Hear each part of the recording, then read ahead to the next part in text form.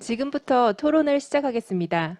이번 토론은 앞서 포럼의 발표 내용에 대해 궁금한 점들을 해결하고 이어서 한국 사회 발전을 위한 우리말 인공지능 자원에 대해 논의하는 순서로 진행됩니다. 토론의 진행은 인공지능과 빅데이터 전문기업인 솔트룩스의 이경일 대표님께서 맡아주시겠습니다. 토론회는 앞서 발표해 주셨던 한상기 대표님, 강인호 리더님, 장두성 상무님, 임준호 책임연구원님, 이선우 언어전문가님, 그리고 최정규 랩장님께서 참석해 주시겠습니다. 그럼 지금부터 이경일 대표님께 마이크를 넘기겠습니다. 네, 안녕하십니까. 오늘 즐겁게 앞쪽에 강연을 들으셨는지 모르겠습니다. 7분의 아주 통찰력 있고 그리고 또 각 부문별로의 짧지만 아주 굵직한 얘기들 우리 모두한테 도움이 되는 강연 아니었나 싶습니다. 지금부터 약 1시간 동안에 여러분들하고 각 강연 주제에 대해서 오늘 발표 순서를 가능하면 유지하면서 또 강연 내용을 다시 한번 상기해 보면서 토론하는 시간을 갖도록 하겠습니다. 자, 우선 첫 번째 질문은 한상기 대표님께 드리도록 하겠습니다. 신뢰할 수 있는 인공지능에 관련된 말씀을 해주셨었는데요. 그 강연 내용을 제가 들으면서 저희가 요즘 인공지능 하면 딥뉴럴 네트워크, 흔히 우리가 딥러닝이라는 건데 이게 아시는 것처럼 뭐 우리 모두 알고 있는 것처럼 통계적이고 대부분 벡터 스페이스에서 일종의 확률 혹은 또 컨피던스, 셀프 컨피던스 같은 것들의 일종의 값으로 나눠주게 되잖아요. 근데 이런 것들이 신뢰할 수 있는 인공지능 구현의 한계 아닌가 하는 생각도 듭니다. 예를 들자면 한상기 대표님의 얼굴을 보면은 이 사람이 한상기 대표님이라고 명확히 얘기하는 게 아니라 뭐 57% 한상기 대표님이다 이렇게 나오는 거잖아요. 이미지 인식이라면. 너무 낮네요. 근데. 그래서 이런 것들이 예를 들자면 신뢰할 수 있으려면은 기호로 표현해야 되는 게 또 필요하지 않나 싶어요. 언어와 관련된 문제라든지 그 우리가 하고 있는 대부분의 딥러닝이 비기호적이라면 그럼 그것들을 설명할 수 있고 또 증명할 수 있도록 하는 기호적인 접근 방법하고 이 결합이 될 방법들이 있을까요? 굉장히 중요한 질문이고 굉장히 논의가 아주 심각하게 되고 있는 주제라고 생각합니다. 제가 아까 이제 발표하면서 세계 모델, 월드 모델과 세멘틱스가 없이 과연 언어를 우리가 이해한다고 얘기할 수 있을까라는 질문을 던졌는데 어떤 분이 그 질문 하나 하셨더라고요. 세계 모델이 뭡니까? 라고 하셨는데 이게 이제 얼마 전에 그 튜링 어워드 받았던 이제 제프리 힌턴과 요시아 벤지어 얀더콩이 CACM에다가 이제 기고를 하면서 우리는 그래도 뉴럴 네트워크로서 이거 다 처리하고 싶다. 뭐 얀더콩 같은 친구는 이제 인간의 뉴런 구조도 사실 단일하지 않죠. 뉴런 세포가 굉장히 다르긴 한데 이거 뭐 비슷한 메커니즘으로 다 하고 있는데 가야 되는 거 아닌가. 그래서 결국은 컨셉 포미네이션이라든가 아니면 이런 그 개념화, abstraction 이런 문제도 딥러닝으로 딥 뉴럴 넷으로 그러니까 해결하고 싶다라는 게 그 사람들의 의지예요. 근데 해결할 수 있는지는 아직 모르죠. 그 반면에 이제 그 리빌딩 AI를 썼던 게리 마커스나 언스트 데이비스 같은 친구들은 이제 그걸로는 안 된다. 결국은 기호적인 방법과 연계가 돼야 되고 결국 월드 모델에 가야 돼. 월드 모델이 뭐냐면 예를 들어 이미지를 우리가 봤는데 말을 탄 사람이 하늘에 거꾸로 달려 있는 이미지가 있다 그런다면 그게 말 탄 사람이라고 인식을 하는 게 맞는 거냐라는 거예요. 세상에 그런 존재는 없죠. 그다음에 뭐 언어를 썼는데 난 오징어 게임에 나가서 2시간 동안 숨을 참아서 이겼다. 이렇게 써놓는다면 세상에 2시간 동안 숨을 참으면 사람이 죽는다라는 거를 우리가 물리적으로 생물학적으로 알고 있잖아요. 그러한 문장이 나오면 안 되는 거죠. 그게 이제 월드 모델이 없을 때 발생할 수 있는 일들이에요. 그러니까 그거는 이제 의미론과 상관없이 세상에서 가능한 거와 가능하지 않은 거, 뭐 예를 들어 중력의 문제라든가 무게가 많은 것들 뭐 여러 가지가 있을 수 있죠. 우리가 상식으로 배우고 있고 자라면서 배웠던 것들 이런 거를 학습을 우리가 어렸을 때부터 언어 학습을 할 때도 이런 세계 모델과 굉장히 많은 문맥과 함께 학습을 하는데 지금의 모델은 뭐냐면 남이 쓴 글을 갖고 학습을 해서 이것을 다 할 수 있지 않을까라는 거거든요. 지금 파운데이션 모델이라는 게 우리가 지금 말하는 GPT-3D 뭐 이런 게 다 파운데이션 모델이라고 이제 통칭해서 얘기하자 하고 있는데 그게 가능할지 안 가능할지는 지금 몰라요. 근데 DNN 하시는 분들은 이걸로 그 문제까지 해결을 해보겠다라고 하시는 거고, 과거에 커그니티브 사이언스나 또는 뭐 그 기존에 저같이 이제 knowledge based 시스템 했던 사람들은 두 가지 역할은 다른 거 아니냐. 그래서 두뇌에서도 사실은 여러 가지의 그 발달 과정도 다르고 우리가 호모 사피엔스가 되면서 달라졌듯이 뭐 네오콜텍스라든가 이렇게 생겼듯이 이런 것들이 다른 것들이 하이브리드로 가야 되는 거 아닌가를 주장하는 분도 있어요. 근데 이거는 정답은 없다고 생각합니다. 근데 뭐 저도 DNN 하시는 분들처럼 하나의 방식으로 문제를 해결할 수 있으면은 박수를 치고 싶은 생각은 있어요, 심리적으로. 근데 이걸로 지금 앞으로 한 10년 안에는 그 문제 못 풀지 않을까. 무슨 뭐 지금 캡슐 네트워크니 여러 가지 방법들이 논의가 되지만 못 풀지 않을까라는 게 제 개인적인 생각입니다. 예. 사실 뭐 인간도 우리 뇌만 갖고 사고를 그렇죠. 하거나 예, 예. 소통하지는 않는 것 같아요. 그게 이제 인버디드 커그니션에서 뭐 몸과 그렇죠. 함께 있기 때문에 세상을 인식하고 인지하면서 우리가 뭐 어떤 이해를 하거나 정보 프로세싱 하는 거니까. 그렇죠. 네, 또 소통하기 위해서 또는 지식을 더 강화해서 이해하기 위해서 우리가 글이라는 걸 써서 공유도 하고 네.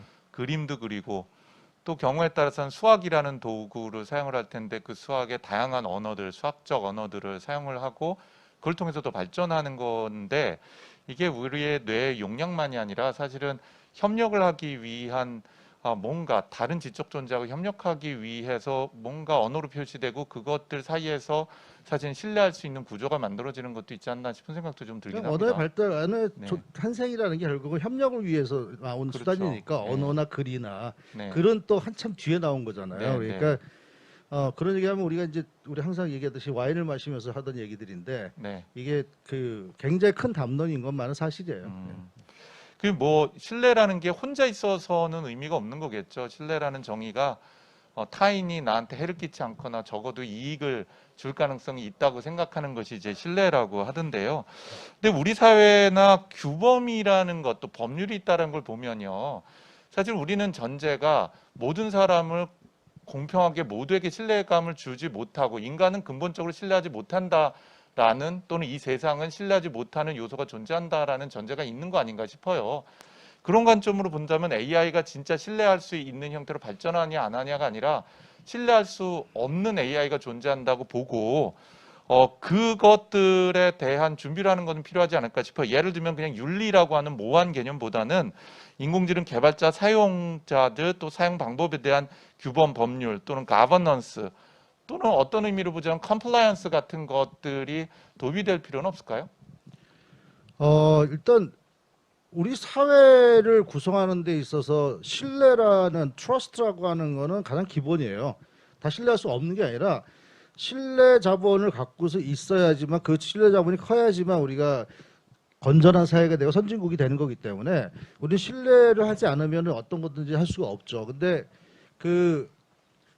그러면 우리가 인공지능이라는 어떤 존재가 우리 사회에서 같이 공존하는 존재가 될 때 어떤 의사결정이라든가 대화의 상대라든가 아니면은 뭐 컴패니언이라든가 여러 가지로 이제 나타나게 될 때 신뢰라고 하는 것을 우리가 소위 말하는 윤리나 규범으로 처리할 수 있는 부분도 있겠지만 대체적으로 일단 어떤 컴플라이언스나 거버넌스 나아가서 이런 윤리가 완성된 형태가 법률이거든요. 우리 사회가 꼭 지켜야 되는 윤리의 완성본이 이제 법률이란 말이에요. 그래서 안 지키면 처벌을 하겠다라는 걸로 돼 있기 때문에 그래서 이 법률적인 방법으로 가자라고 하는 움직임이 이번 4월에 나온 유럽에서 나온 AI Law의 드래프트고요. 이 AI Law 드래프트가 굉장히 많은 나라에 영향을 미칠 거예요. 그래서 꼭 지켜야 되는 것들을 완성하고 투명성을 갖춰야 되는 상황, 허용할 수 없는 거, 허용할 수 있는 거, 허용하더라도 어느 정도까지 우리가 그것이 요구사항을 줄 것인가 하는 것들이 정리가 될 거예요. 그렇게 되면 과거에 우리가 어떤 제품이나 서비스에 대해서 책임감이나 신뢰성을 부여했고 여러 가지 제도를 만들었듯이 인공지능에 대해서도 좀 다른 차원의 그런 요구들이 만들어질 거라 생각합니다. 근데 왜 그러냐면 다른 기계들은 그냥 우리가 동작을 하거나 사용하는 문제이지만 인공지능은 인터랙션이 강하고 매니플레이션 할 수 있거든요. 우리 인간의 생각과 이 행동을.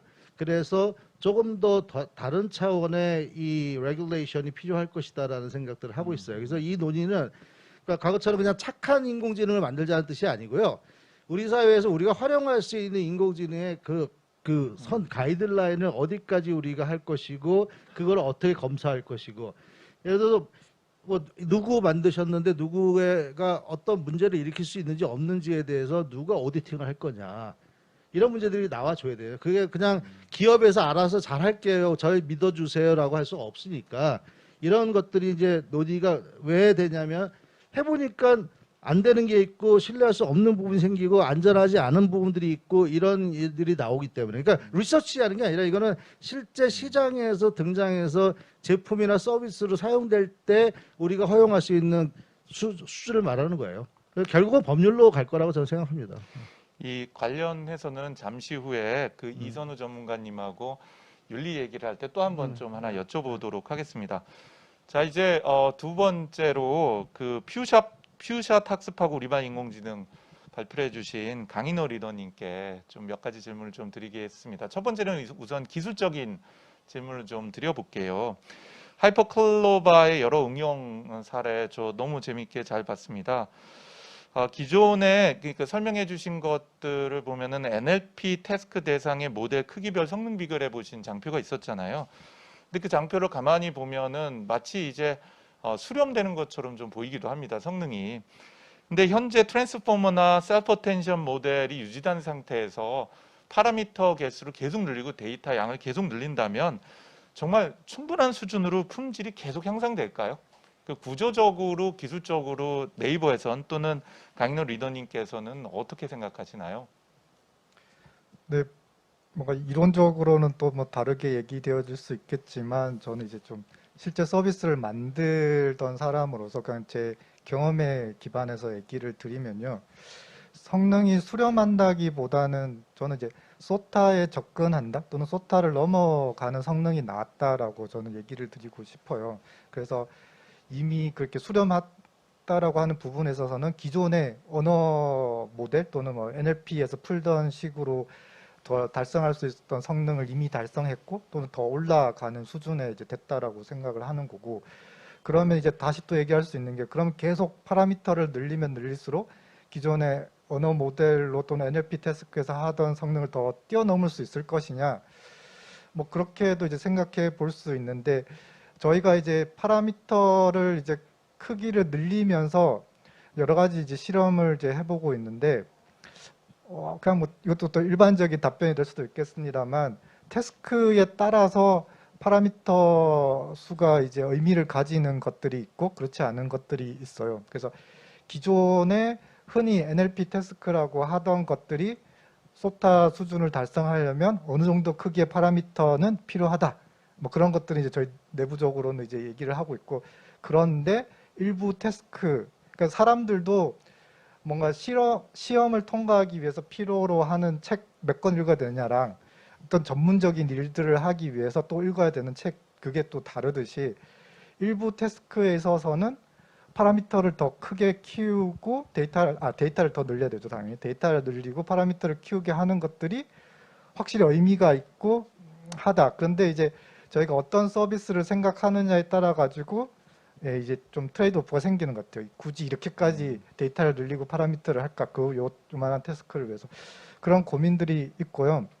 그다음 또 하나 저희가 또 실험적으로 생각하는 거는 이 언어 모델을 만들어서 지금은 이제 대부분 다 랭귀지 모델만 얘기를 하고 있는데 사실 이게 이제 뭐 표현을 따지지는 않거든요. 뭐 이미지도 좋고 사운드도 좋고 다 가지기 때문에 저희들이 이제 멀티모달로 실험을 했을 때 이 또 다른 또 성능의 향상을 또 이제 가지고 오더라고요. 아마도 사람이 글로만 세상을 이제 받아들이는 게 아니라 지식을 받아들이는 게 아니라 이미지를 보면서 또 얻게 되는 그런 또 텍스트로 표현하지 못하는 그런 지식이 있는 것 같고 뭐 최근에 다른 연구에서도 뭐 보크나이제이션이라든지 뭐 이런 방법을 통해서 멀티모달로 갔을 때 또 점핑하는 게 있더라고요. 그래서 지금 저희들도 랭귀지 모델뿐만 아니라 멀티모달로 가면 또 데이터 크기랑 파라미터에 따라서 기존에 하던 태스크 심지어 이미지랑 관계없는 NLP 태스크들도 성능이 올라가는 것들을 보고 있어서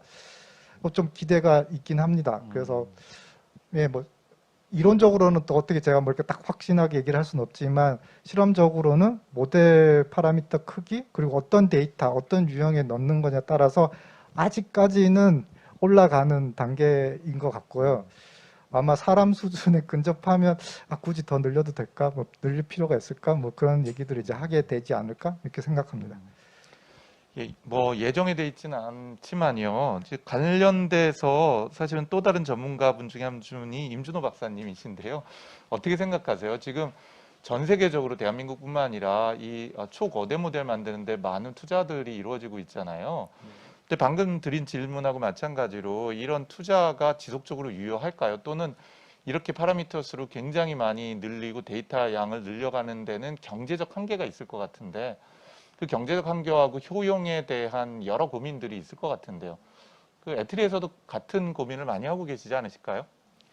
예, 아무래도 GPT-3가 나오고 난 다음에 저희도 이것의 가능성 혹은 한계 이런 관점에서 고민을 많이 했었고요. 과연 뭐 어떻게 대응 아니면 국가 차원에서 어떤 게 가장 효율적일까라고 하는 관점에서도 고민을 했었습니다. 근데 우선 저희가 생각했던 거는 뭔가 GPT가 표현의 다양성, 굉장히 표현을 잘 생성하는 것들, 혹은 그 안에 어떤 지식과 같은 것들에 대한 답변들, 이런 거는 크기가 커지고 데이터량이 많아지면 그거에 맞춰서 기존의 소타에 근접하거나 혹은 조금 더 뛰어나게 올라갈 수 있는 부분은 있다라고 판단을 하고 있고요.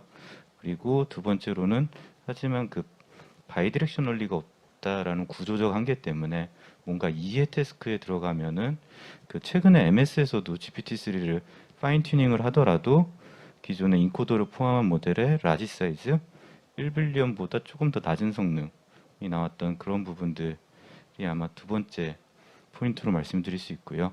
세 번째는 얀리쿤이나 뭐 이런 분들 같은 경우에는 이렇게 언어 모델의 크기를 키우는 거를 비행기의 고도를 높이는 것과 비교를 하시더라고요. 비행기가 고도가 높아진다고 달에 갈 수 있겠냐? 뭐 이런 형태로 표현을 하시기도 했는데 지금 어떻게 보면 그러니까 지금 언어 모델은 대용량의 텍스트 수백 기가바이트 혹은 뭐 테라바이트를 다 메모라이즈하는 모델. 왜냐하면 학습 목표가 딱 그렇게 돼 있어요. 이 단어를 맞추느냐 못 맞추느냐. 다 메모라이즈하는 모델이기 때문에 만약에 연구를 한다면 메모라이즈를 어떻게 더 효율적으로 할 수 있을 것인가, 더 적은 컴퓨테이션으로 어떻게 더 효율적으로 할 수 있을까라는 게 하나의 축이 될 수 있을 거고요. 또 다른 하나의 축은 앞에서 한상기 대표님과 주고받았던 질문들 중에 하나지만 이제 지금 얘가 단어가 심볼이 리얼 밸류로 표현되면서 지금 언어 모델 같은 경우에는 아주 기본적으로 같다 다르다를 완전히 구분을 못해요.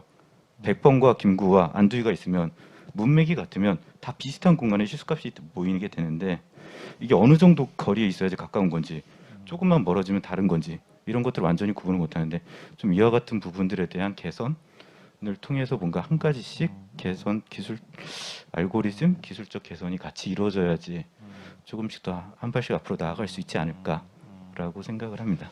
두 분 말씀을 정리를 해보면 한마디로는 가능성은 아직도 여전히 남겨져 있고 그 충분히 시도할 만한 시기들인데 이제 이 구조 자체만 갖고 있는 한계들이 보이는 것들이 있고 또 그게 양과 그 돈 갖고 해결 안 되는 부분에 대해서 우리가 고민할 필요가 있다라는 건데 한상희 교수님, 예. 말씀드리면 저는 오히려 걱정되는 게 뭐냐면 이번에 스탠포드에서 나온 보고서에도 봤지만 전 세계의 모델이 다 이 버트와 트랜스포머 기반으로 호모제나이제이션 가장 어려운 말이에요. 균질화 뭐 이래가지고 다 동일한 모델을 갖고 간다는 게 좀 저는 굉장히 두려워요. 그게 그렇죠. 본질적으로 갖고 있는 문제점이 많은데 그 문제를 다 모든 애플리케이션, 모든 연구 모델들이 다 갖고 있거든요. 이렇게 연구 분야가 하나로 통일되는 것은 저는 결코 바람직하지 않다라는 생각을 좀 갖고 있습니다. 그래서 관련된 부분은요. 또 잠시 후에 그 임준호 박사님께 그럼 우리는 어떤 차별화된 전략을 가져갈 수 있을지 좀 질문을 좀 드리도록 하겠습니다. 자, 다시 강인호 리더님께 그 질문 하나를 드릴게요. 저희가 오늘 이 행사 이름이 세계 한국어 한마당이거든요.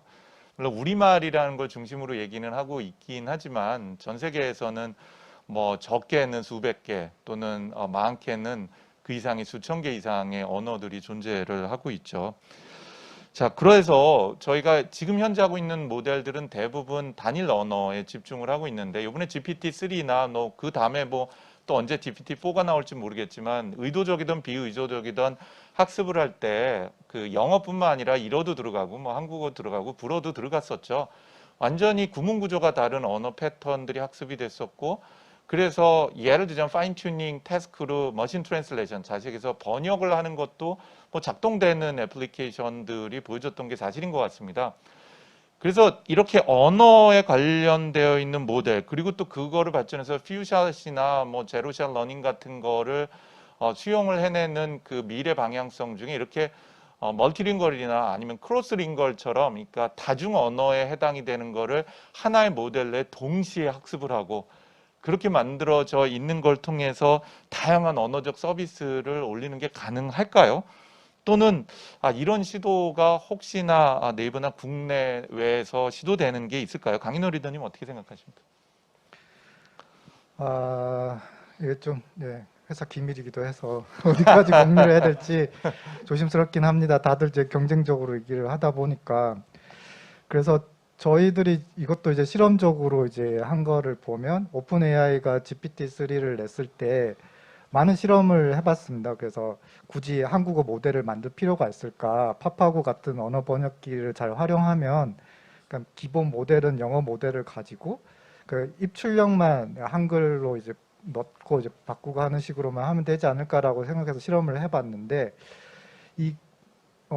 큰 언어 모델을 만들어서 해보니까 두 가지 고민을 하게 되더라고요. 하나는 언어 활용에 대한 이해 능력을 위해서 어떤 데이터가 얼만큼 있어야 되냐라는 얘기가 있고 또 한편으로는 이제 대용량 언어 모델에 가면서 이게 하나의 지식이 되거든요. 날리지 베이스 같은, 날리지 그래프 같은 느낌이 돼가지고 이게 사람이 영어를 잘 한다라는 거랑 그 지식을 안다라는 건 좀 다르게 되는 것 같아요. 그래서 저희들이 요즘 실험하는 거는 이 사람이 한국어도 잘하고 영어도 잘하는 그런 언어 모델을 만드느냐라는 것도 있지만 또 한편으로는 한국 쪽 지식과 영어 쪽 지식, 미국 쪽 지식을 또 잘하는 또 그런 언어 모델을 만들 것이냐라는 생각을 가지게 되더라고요.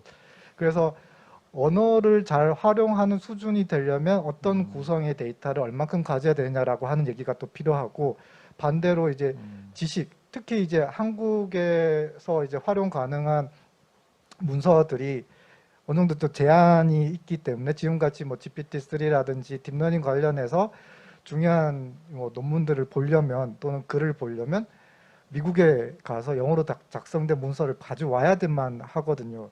그런 지식을 만약에 저희가 서비스에서 활용하려고 한다면 어쩔 수 없이 가지고 와야 되는 부분이 있거든요. 그러다 보니까 자연스럽게 멀티링규얼이라고 얘기되어지는 한국어 말뭉치뿐만 아니라 우리가 서비스에 필요로 하는 지식을 가지고 있는 그쪽 그게 또 언어가 어떤 것이냐 또 그것도 이제 상관없이 우선 그걸 가지고 오고 걔를 또 이제 연결시켜 주는 어떤 뭔가 예전에 뭐 패럴렐 코퍼스처럼 그런 이제 중간 매개체 되는 문서들이 있으면 그 좀 재밌는 그런 것들이 가능해지더라고요. 그래서 GPT-3에다 대고 한국어로 질문을 했을 때랑 저희가 하이퍼클로바로 만든 그 언어 모델에다가 영어로 질문했을 때 어떻게 답을 하는지 또는 이 지식을 잘 알고 있는지 그런 것들을 보면서 이게 뭐 어떤 구조로 되느냐 얼마 뭐 해야 되냐 그런 것들은 조금 이제 또 별다른 얘기지만 실험적으로는 가능성이 충분히 보이고 필요에 의해서 영어 문서를 일부분 가져와야 되는 그러니까 특히 한국 사람들이 영어로 작성된 그런 지식들을 활용하는 게 많기 때문에 그런 것들이 보이고요. 그래서 좀 진행을 하고 있긴 하고 물론 저희가 파파고 같이 좋은 번역기 모델이 전용 모델이 있습니다만 이 하이퍼클로바 같은 이런 모델로도 충분히 물론 그 정도의 수준은 아니지만 돼서 한글로 입력하든 영어로 입력하든 한글로 된 지식이든 영어로 된 지식이든 잘 활용하는 것들을 조금 볼 수 있더라고요. 그래서 아까 그 뭐 언어 말뭉치도 이제 크기도 얘기를 하는데 지식을 얼만큼 가지고 있는 언어 모델을 만들 거냐 뭐 물론 이제 검색기 같은 것들을 붙여서 이제 실시간적으로 땡겨와서 이제 하는 것도 가능하지만 기본적으로 알고 있는 그런 모델을 생각한다면 아마 예, 전 세계의 지식을 어떻게 좀 가져다 집어넣는 모델을 시도해보지 않을까? 전 좀 그렇게 생각하고 또 한편으로는 그 코덱스 나왔잖아요. 이것도 결국은 언어라고 볼 수도 있는 건데 프로그래밍에 딱 특화되어 가지고 모아가지고 말을 그러니까 언어 모델을 만들더니 또이 잘하는 녀석이 있는 것처럼 이게 참 예, 아직까지는 전 재미있어요. 그래서 뭐 멀티링구얼이든 네. 예, 도메인이든 이런 섞어서 하는 것들이 예, 아직까지는 이제 성장하는 단계고 가능성을 좀 많이 보여주고 있어서 이런저런 실험과 서비스들을 이제 만들어가고 있긴 합니다. 예. 강인호 리더님 말씀하신 걸 뭐 제가 이해 쉽게 그냥 제 관점으로 재해석을 해보면 어쨌든 시도해볼 만하고 그러니까 하나의 언어 모델 안에서 다언어로 다루는 걸 시도를 충분히 해볼 수 있고 다양한 애플리케이션이 가능한데 그 관점을 꼭 언어라는 관점뿐만 아니라 그 언어에 내포되어 있는 지식들, 그 지식이 언어라는 심볼로 표현되어 있는 거니까요. 그 지식들을 다양한 언어로 표현되는 것부터 학습을 하는 과정이라는 것이 모델을 통해서 이루어지는 것들이 아주 흥미로운 애플리케이션을 만들어낼 것 같다라고 이제 말씀해 주신 걸로 제가 이해가 됩니다. 자, 그리고요. 이제는 아까 그 KT의 장두성 박사님 말씀하신 건데 이게 연결되는 주제라서 바로 또 질문을 드리겠습니다. 우리가 오늘 언어 중심으로 하는데 언어라는 건 말과 글이 되지 않겠습니까? 근데 오늘 말씀해 주신 것 중에서는 글 말고 말에 관련된 얘기를 해주셨어요. 종단간 음성 인식 기술 같은 경우죠. 이것도 뭐 코퍼스나 음성 코퍼스나 데이터가 충분히 있다면 좋은 성능을 분명히 낼 수 있을 것 같은데요. 방금 이제 강인호 리더님 말씀해 주신 것과 마찬가지로 이 음성 인식 모델도 단어 인지가 가능할까요? 예를 들면 우리나라는 그 경우가 많지 않지만 해외에서는 이 언어가 두세 가지를 섞어 쓰는 국가들이 굉장히 많죠. 그리고 특히 그게 단어 수준에서가 아니라 문장 레벨에서 구문 구조가 완전히 다른 문장을 섞어서 쓰기도 합니다. 뭐 예를 들자면 미국만 하더라도 스페니쉬하고 영어를 섞어 쓰는 게 비일비재하고요. 남쪽으로 가면 또 유럽으로 가도 도우고 프랑스어나 영어나 독어를 섞어 쓰는 경우도 굉장히 많이 보고 있는 것 같습니다. 이 음성인식 경우도요. 가능할까요? 음성인식도 이렇게 일상생활에서 단어 레벨이 아니라 문장 단위의 완전히 다른 언어들을 하나의 음성인식 엔진들이 이 종단간 방법 같은 걸 데이터를 때려 집어넣으면 이게 가능할까요? 어떻게 보십니까?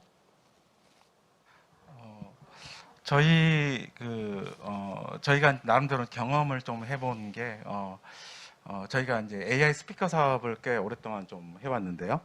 실제 사용자들이 이제 한국 사용자들이 말하는 내용을 잘 들어보면은 단인어로 민족이 아니에요. 자세히 보면은 네. 우리나라도 거의 한 절반 정도는 바이링구얼 그 민족입니다. 특히 이제 좀 더 어린 세대, 젊은 세대일수록 이제 영어를 좀 더 많이 섞어서 사용하고 있고요, 실제로. 그리고 한국어를 말하는 중간에도 영어 단어들 많이 사용하기도 하고 영어 표현도 이제 같이 추가해 사용하기도 합니다. 그런 관점에서 봤을 때 음성 인식에서도 그 부분에 대한 태클이 굉장히 좀 오래전부터 사실은 좀 고민해왔던 부분이고 실제로 저희 그 기가진이 같은 그런 AI 스피커에서도 이런 부분들을 좀 해결하기 위해서 한국어 음성 인식기에서도 영어의 발음을 동시에 잘 인식할 수 있도록 영어 음소랄지 영어의 데이터를 같이 이용을 해서 사실상 거의 두 개의 언어를 동시에 음성 인식할 수 있는 시스템을 저희가 제공을 하고 있습니다.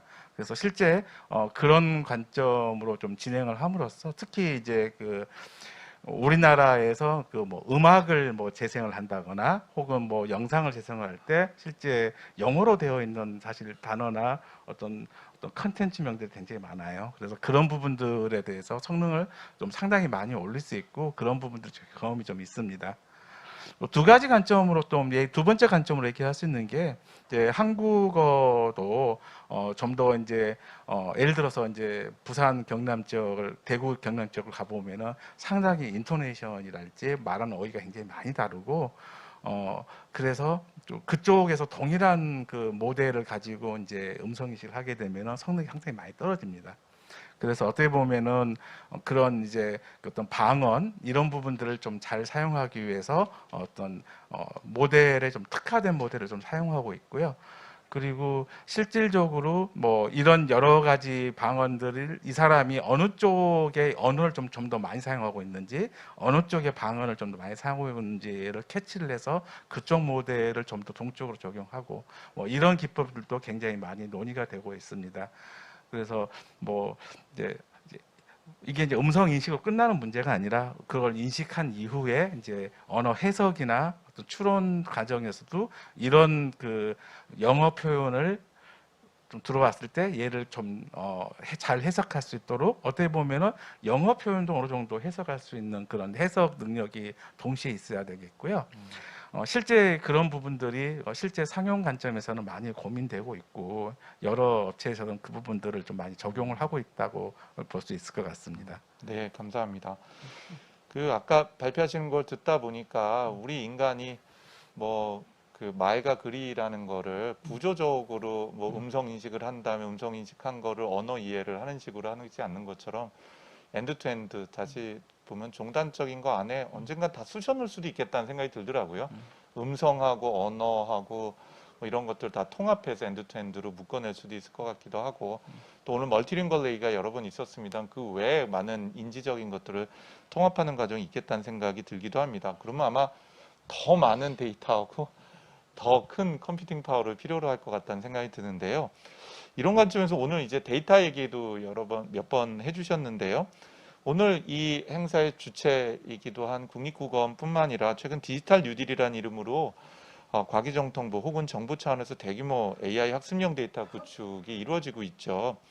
자연언어 처리를 전공도 하셨고 또 현재 대용량, 대규모 언어 모델이나 언어 음성과 관련된 걸 만들고 계신데 그런 일종의 연구자로서 또 실제로 기업에서 상용화를 담당하고 있는 입장에서 기대하시거나 또는 당부해 주고 싶으신 것 또는 방향성 제시해 주고 싶으신 게 있을까요? 저희가 뭐 이제 언어 처리뿐만 아니라 음성 처리 혹은 영상 처리 이런 부분들에 대해서 다양한 이제 서비스들을 좀 제공을 하고 있는데 예전에 비해서 그나마 이런 서비스들이 좀 출시되고 좀 확장되고 있는 건 이런 그 국립국어원이나 어떤 뭐 니아랄지 여러 그 이런 데이터를 모아주서 공개해 줄 수 있는 그런 여러 기관들은 도움이 있어가지고 사실 그게 좀 가능하다고 좀 보고 있습니다. 근데 이제 아직까지도 좀 더 부족한 부분들은 아직까지는 이제 좀 초기 시점이라서 그런지 주로 일반적인 부분에 대한 어떤 데이터들 위주로 해서 많이 모으고 있지만 앞으로는 좀 더 좀 특정한 그 전문 분야 이런 분야에 대한 데이터들을 정말 그 모으기 힘든 그런 데이터들에 대한 좀 수집이랄지 공개 이런 게 좀 더 진행이 된다면은 여러 이제 그 이런 어플리케이션을 만드는 회사에서는 많이 도움이 될 것 같아요. 특히 그 뭐 이런 부분들을 진행하는 데 있어서 또 굉장히 국가적으로 여러 많은 회사들이 또 독립적으로 좀 진행하고 있는 이제 프로젝트도 굉장히 많습니다. 그래서 이런 부분들을 좀 더 주도적으로 데이터를 같이 사용할 수 있도록 하는 어떤 그런 관점의 국가적인 체계가 좀 더 채워진다면은 좀 더 많은 기업들이 협력을 해서 더 많은 데이터를 한꺼번에 같이 사용해서 좋은 기술을 같이 개발할 수 있지 않을까 그런 관점이 있고 사실 모든 분들이 다 그런 생각을 다들 가지고 계시는데 좀 실현이 좀 쉽지가 않습니다. 그래서 굉장히 그렇지 않아도 좀 적은 그 한국어 데이터를 좀 그렇게 국가적인 관점에서 좀 공동 사용할 수 있는 그런 추진 체계가 좀 이루어지면은 좀 더 좋을 것 같은 생각은 가지고 있습니다. 말씀 듣다 보니까 아까 한상기 박사님 말씀하신 것처럼 다 거의 유사한 구조로 갖고 돈 들여서 유사한 것들을 만들어가고 있는 예를 들면 트랜스포머를 포함을 한 이런 구조에서 데이터 차별성 말고 다른 차별성을 좀 만들어가는 게 좀 고민이 돼야 될 것 같고 이건 잠시 후에 또 조금 얘기를 나눠보겠습니다. 자, 오래 기다리셨는데요. 언어 생성 모델 윤리 관련해서 이선우 전문가님께 좀 한 가지 좀 집중적으로 좀 여쭤보도록 하겠습니다. 작년에 저희 회사에서도 5살짜리 GPT 한 2.5 세대 정도 되는 것 같아요. 그래서 5살짜리 가람이라는 어린이를 만들었어요. 그리고 얘를 둘로 복제한다면 한 애한테는 2달 동안에 유튜브를 막 보여주고요. 다른 한 애한테는 어린이용 컨텐츠를 보여줬어요. 뭘 듣고 뭘 보냐에 따라서 말을 생성하는 게 얼마나 달라질까 하는 것들을 보여주고 싶었던 거고, SBS인가 어디서 다큐멘터리를 했거든요. 저희가 만든 것 같고. 그런데 저희가 굉장히 놀라운 걸 발견한 거는, 저희는 당연히 사람들이 모범생 아이를 좋아할 줄 알았어요. 좋은 말 하고 예측되는 말이긴 하지만, 근데 사람들은 오히려 누굴 더 사랑하냐면 약간 삐뚤어진 아이, 약간 비속어도 섞어서 얘기하고 짜증도 내고 하는 아이들을 더 좋아하고 흥미로워하는 거를 좀 발견을 했어요. 그래서 제가 좀 요약해서 좀 말씀을 드린다면, 말씀하신 언어적 안정성이 확보된 데이터, 그걸 통해서 바른말하고 올바른 말하는 인공지능을 만드는 것이 중요하죠. 그런데 그거 외에도 삐뚤어진 데이터들, 또 그런 것들을 가감없이 사회 언어라는 것은 욕도 언어인 거고요. 비속어도 사회 현상을 설명하는 언어이니까 이런 것들을 전체를 그냥 학습하는 있는 그대로의 AI도 의미 있지 않을까 하는 생각을 했습니다. 발표를 들으면서요. 또 다른 관점으로 보자면은, 현재 우리가 하려고 하는 것은 균형 잡힌 엄청난 거대한 가비지 없애고 욕 없애고 뭐 해갖고 단일한 엄청난 큰 인공지능을 만드는데 다들 돈을 쏟아붓는데, 그게 아니라 오히려 말씀하신 거하고 정반대로 굉장히 편향된 인공지능 수백 개, 수천 개가 서로 경쟁도 하고 협력도 하고, 또 이런 게 필요하진 않을까. 우리 인간이 발전, 진화하는 것이 창조적 혁신이 삐뚤어진 사람들, 아웃라이어들, 그리고 편견을 가진 사람과 또 다른 편견 가진 사람의 충돌에서 스파크가 나오는 건 아닐까 하는 생각을 좀 해봤어요. 그런 관점으로 본다면은 편견이 있는 데이터, 편견이 있는 AI는 혹시 필요하진 않을까? 이거 어떻게 생각하십니까? 네.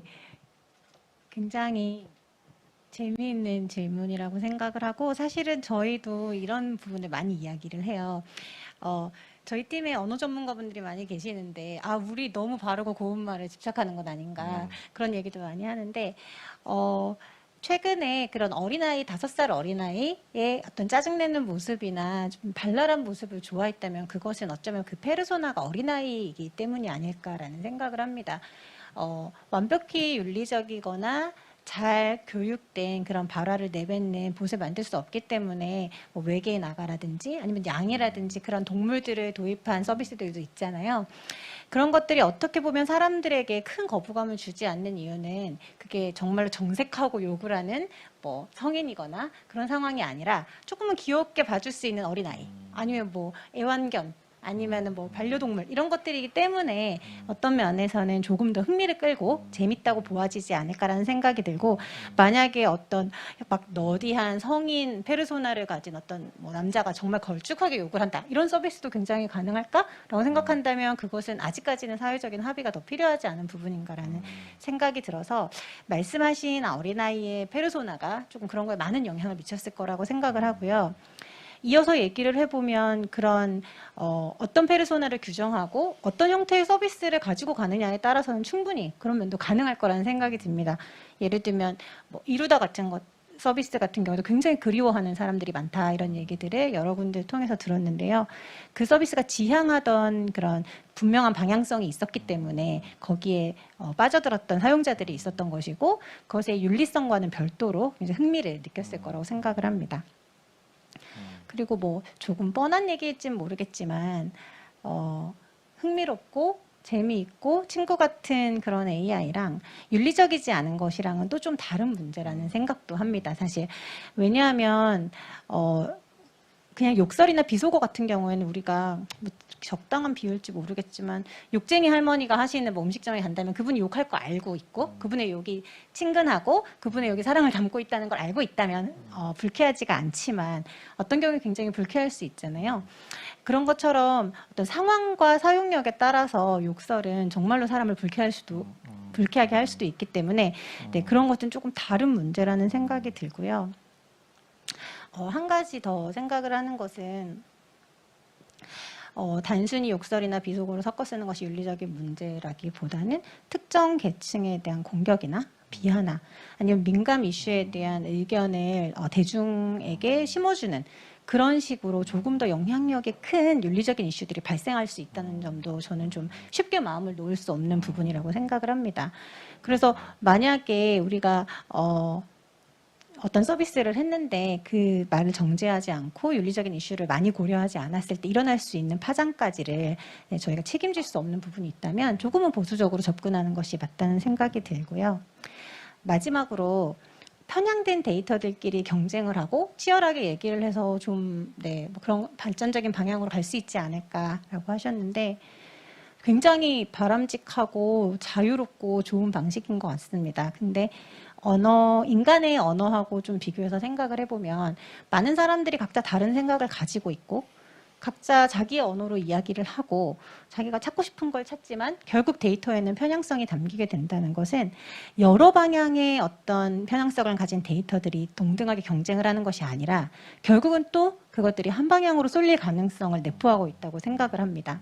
그래서 굉장히 재기발랄한 여러 편향성을 가진 그런 데이터들이 모여서 잘 경쟁을 하고 그중에 좋은 것들이 또 살아남기도 하고 아니면 그중에 많은 것들이 개성이 살리기도 한다면 참으로 좋은 방향성이겠으나 어쩌면 그 모든 것들이 또 편향성을 가지고 한쪽 방향으로 갈 수도 있다는 점을 생각한다면 밸런싱이나 균형 감각이나 윤리적인 어떤 민감성을 고려하지 않을 수 없다는 생각을 하게 이 됩니다. 시점에서 이제 한상기 대표님께 질문을 안 할 수가 없는데요. 제가 늘 한상기 박사님한테 느끼는 친근감 중에 하나가 거침없는 말씀이시거든요. 그래서 우리 인간 사이에서 그런 것들이 사실 윤리 문제하고는 별개인 것 같은데요. 저는 한상기 대표님께 여쭤보고 싶은 게 윤리나 언어에 대한 뭐 순화 문제 이전에 편견을 가진 인공지능들 그리고 멀티 에이전트 시스템처럼 그들 간의 어쨌든 협력 구조들 이런 것들에 대해서 어떻게 생각하시는지 좀 궁금합니다.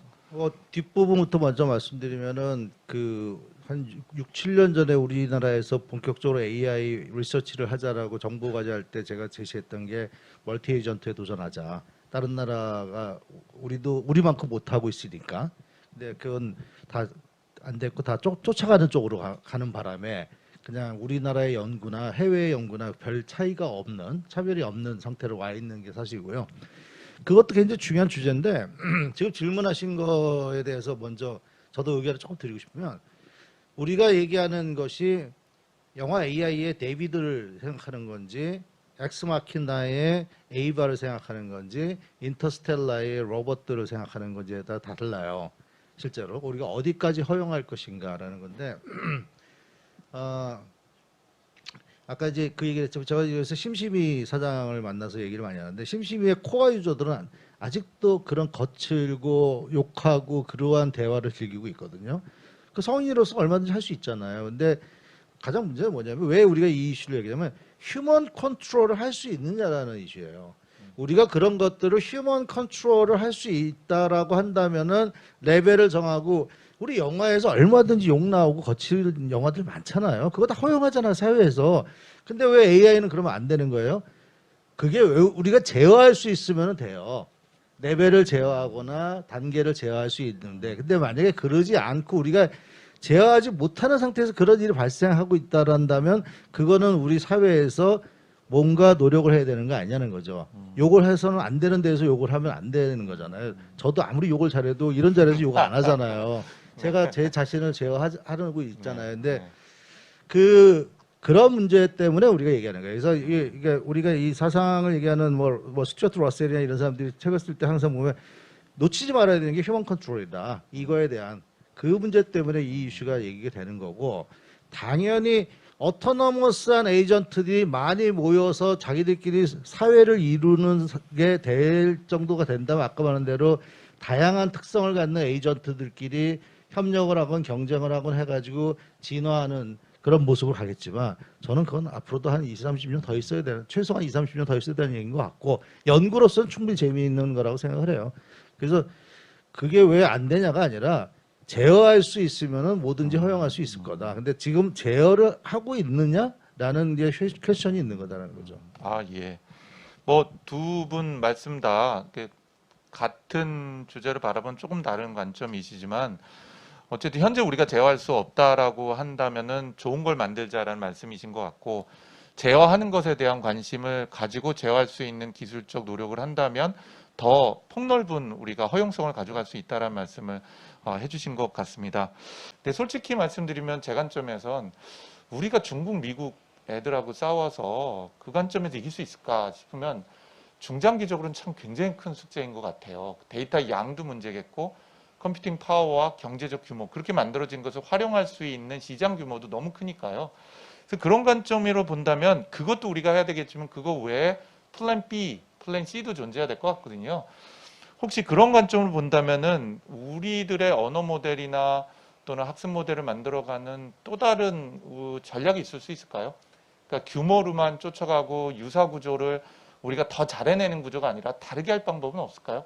두 분 어느 분이 먼저 말씀해 주실까요? 예, 네. 제가 먼저 답변 드리도록 하겠습니다. 이 부분 관련해서는 GPT-3 나오고 난 다음에 과기부도 그렇고 국가 차원에서도 좀 크게 고민이 됐던 포인트이긴 했어요. 근데 이경일 대표님께서 판단하신 바와 비슷하게 미국에 있는 하다못해 구글, 페이스북 특정 기업과도 대한민국 전체가 예산을 투입하더라도 저 기업보다 더 뛰어난 걸 만들 수 있을까가 고민이 되는 포인트. 그런 부분이 있고요.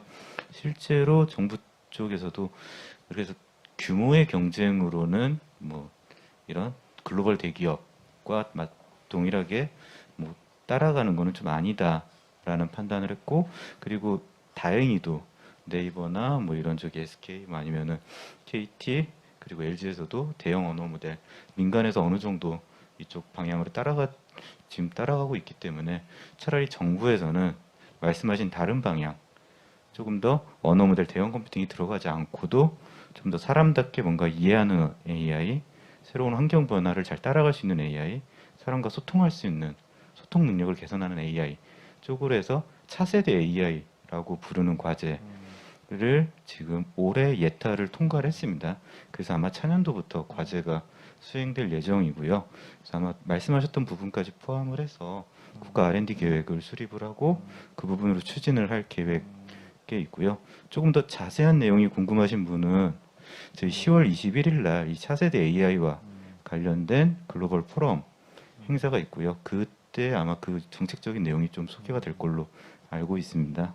그때 행사를 참고해 주시면 될 것 같습니다. 임준호 박사님께는 그래서 플랜 B, C가 뭐냐는 질문 드렸더니 있긴 있다. 좀 기다려봐라. 와서 들어봐라. 이런 말씀하신 예, 걸로 그날 들리는데. 저도 발표하니까 와서 예, 알겠습니다. 들어주시면 지금 감사하겠습니다. 같은 질문 한상희 박사님 말씀하고 싶으신 게 있으신 것 같아서. 아니 근데 정부가 지금 벌써 그 초거대 모델을 어떻게 공동으로 만들 것인가 해서 대기업들 모아서 지금 협의하잖아요. 네. 그리고 있고 전문가 포럼 만들고 그러고 있는데 그 정부는 그거에 뭔가 또 대응해야만 된다라는 강박관념을 갖고 있는 것 같아요. 공동에. 그러면 뭐 저기 뭐야 그 미국 이번에 이제 나온 것처럼 국가 AI 리소스 만들듯이 AI 리서치 클라우드 같은 거를 만들어서 공동으로 하는 게 맞는 거냐? 저는 이게 이 게임이 돼버리면서 AI가 그동안 민주화가 됐잖아요. AI의 특징이 발전의 특징이 모든 걸 오픈 소스화하고 오픈 라이브러리 통해 가지고 발전이 해왔는데 벌써부터 시작해가지고 뭐 다 프리트레인드 모델 나오고 데이터셋 공개 안 하고 우리 다 훈련된 거 가져다 쓰던가 말던가 해. 그다음에 GPT-3 오픈 안 해. API만 갖다 써. 이러다 보니까 스타트업이 할 게 없어지고 있어요 지금. 그리고 대기업 몇 개 외에는 이런 문제를 접근할 수가 없는 상황이 됐거든요. 그래서 우리가 그동안 칭송해왔던 AI 기술의 발전의 원동력이 무너지는 거 아닌가라는 저는 굉장히 안타까움이 들고요. 근데 우리나라의 KT나 SKT나 LG나 그 네이버나 다 1,000억씩은 그냥 아무렇지도 않게 쓰겠다라고 하고 있으니까 솔트룩스만 걱정이죠. 1,000억 못 쓰잖아요. 그래서 그러게요. 이렇게 나가고 있어서 이거 어떻게 하자는 거야? 그러면 이제 우리한테서 붙어서 애플리케이션 만들거나 특화시키지 않으면 AI에서 살 생각 하지 마. 이렇게 얘기하고 있는 건지 지금. 그러게 말입니다. 그게 네. 이거는 정말 지금까지 우리가 AI 기술을 발전해왔던 기본을 지금 깨고 있는 거고. 이건 구글이나 다 마찬가지라는 거예요, 저는. 그 질문이 이제 바로 이제 임준호 박사님께 이제 드리려고 했었던 질문하고 연결되는 것 같아요. 저희도 한 200억 원은 써볼까 싶긴 한데 괜찮아 그렇게 해서 없으세요. 쉽지 않을 것 같습니다. 자, 그래서 제 질문은 윤준호 박사님께 이 국내에서도 뭐 3대, 4대 대기업 정도만 그것도 1,000억 쓰는데 제가 보기에는 뭐 글로벌 그 텍 컴퍼니들 빅가이들하고는 비교가 안 되죠. 수십 배가 아니라 100배 이상 차이 날 텐데요. 점점 더요. 심지어는 딥마인드 지금 누적 적자가 3조 넘었을 거요. 그러니까 그 조그만 회사가 그렇게 돈을 쏟아붓고 있는 걸 고려를 해보면 참 쉽지 않은 주제라고 생각을 합니다. 근데 여기에다가 방금 말씀하신 것처럼 스타트업이나 AI 기술 벤처들은 이거 할 수가 없잖아요. 있는 거 가져다 쓰는 것도 제약적일 것 같고요. 혹시 박사님께서 보시기에 하여튼 이분들한테 조언을 할 수 있다 그러면 또 에트리와 같은 연구기관과 협력해서 할 수 있는 전략이 있다면 뭐가 있을까요? 안 그래도 저도 좀 굉장히 고민이 되는 질문이긴 한데요. 우선 한상기 대표님 말씀하셨던 부분부터 차례대로 한 가지씩 답변드리면 기존의 AI 기술이 공개됐던 이유는 저는 뭐 기술 발전 측면도 있지만 그 기술을 오픈소스 하더라도 그 기업의 경쟁력에 아무 문제가 없었던 시절이라고 생각을 하고요. 근데 지금 이제 공개가 되지 않는 거는 그 기업의 경쟁력에 좀 크리티컬해졌을 때 타이밍이 돼서 그렇게 공개가 되지 않는 시점이 됐다라고 생각을 하고 지금 뭐 국가에서 뭔가 발전 전략 뭐 이런 거 커미티를 하는 거는 아마 이쪽 생태계를 활성화한다거나 뭔가 그런 쪽의 움직임으로 아마 예상을 하고 있습니다. 그런 상황이고 지금 영어 같은 경우에는 몇 가지 움직임이 있는데요. 하나는 정확한 GPT 네오라고 해서 GPT 크기를 오픈소스로 하는 민간 일루다 AI인가 쪽에서 하는 움직임이 있고요. 또 하나는 허깅페이스에서 빅사이언스라고 또 커뮤니티를 만들어가지고 거기에도 이제 데이터 분석, 모델, 스케일링 해가지고 모델을 만들어서 공개하고 있는 움직임이 있고요. 지금 아마도 국내에서도 나중에 거대 모델 그게 뭐 100빌리언 규모가 될지 어느 규모가 될지 모르겠지만 지금 현재 뭐 다국어 모델로 해서 10빌리언대 모델이 공개가 된 모델들은 있습니다. 지금 이미. 그래서 아마도 내가 만약에 저희 스타트업의 CEO다라고 나 스스로를 빙의를 해서 생각을 해본다. 그러면 내가 내 사업 분야에 대해서 가장 차별적 있는 데이터를 모으는 데 집중을 할 것 같아요. 그리고 최신 기술을 최대한 빨리 습득을 해서 공개되고 있거나 어떤 API로 공개가 되든 모델이 공개가 되든 다른 데와 뭔가 차별화된 기술을 만들 수 있는 쪽, 내가 만약 뭐 부동산 쪽에 어떤 앱을 서비스를 제공하는 업체인지 아니면 패션 분야인지 그런 거에 따라 다르겠지만 뭐 그게 아니라 일반적인 테크, 제너럴한 테크를 서비스하는 업체다. 그러면 조금 더 고민이 많이 되겠지만 만약에 내가 어떤 타겟 도메인이 있다. 그러면 저는 오히려 데이터에 집중하고 그 데이터를 가지고 모델이 공개가 되는 시점에 다른 데보다 빨리 치고 나갈 수 있는 전략이 조금 더 유효한 도코멘트이지 않을까라고 생각을 했습니다. 네, 저희 회사도 그래야겠는데요. 문제를 해결할 수 있는 데이터를 집중해라. 네. 일루다 AI나 허깅페이스, 그 빅사이언스나 이런 거 같은 거를 우리가 같이 할 생각들은 왜 안 하는 거고, 왜 구글 퍼스펙티브 API처럼 이런 것들을 필터링하는 것들을 공동으로 만들자는 거 안 하고 왜 다 따로 하고 있는지 좀 모르겠어요. 그 지도들이 있었던 것 같은데요. 그러니까 방금 말씀하신 것처럼 기업 경쟁의 이해관계에서 적어도 잘 안 되는 참 안타까움이 있는 것 같습니다. 자, 그럼에도 불구하고 저희가 이제 마무리할 시간이 돼서요.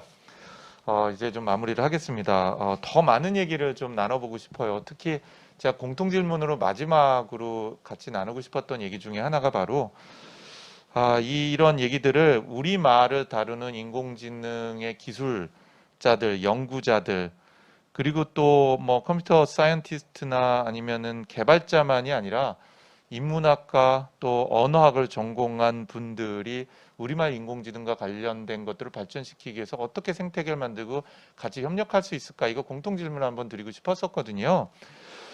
뭐 우리가 알고 있는 오늘의 주제인 이 한글을 만든 세종도 위대한 언어학자셨던 거잖아요. 그래서 이 주제는 사실 공통 질문을 한번 드리고요. 답변하지는 않지만 열린 질문으로 오늘 얘기한 주제들을 많은 국어 학자 선생님들 그리고 또 언어 현상을 공부하시는 분들과 함께 같이 고민할 수 있는 주제가 되었으면 하는 것으로 오늘 발표 그리고 또 토론을 좀 마치고자 합니다. 오늘 토론에 참여해 주신 6분들 그리고 오늘 짧지 않은 시간 동안 많은 고민을 같이 해주신 분들 그리고 청취자 여러분들께 감사를 드립니다. 예, 이상 토론을 마치겠습니다. 감사합니다. 네, 다시 한번 수고해주신 토론 참여자분들과 진행을 맡아주신 이경일 대표님께 감사드립니다. 이것으로 2021 세계 한국어 한마당 언어산업 전시회 특별 강연 및 포럼이 모두 마무리되었습니다. 우리말 인공지능 기술의 현재를 알고 미래를 준비할 수 있는 시간이 되었기를 바라겠습니다. 내일부터는 세계 한국어 한마당 개회식을 시작으로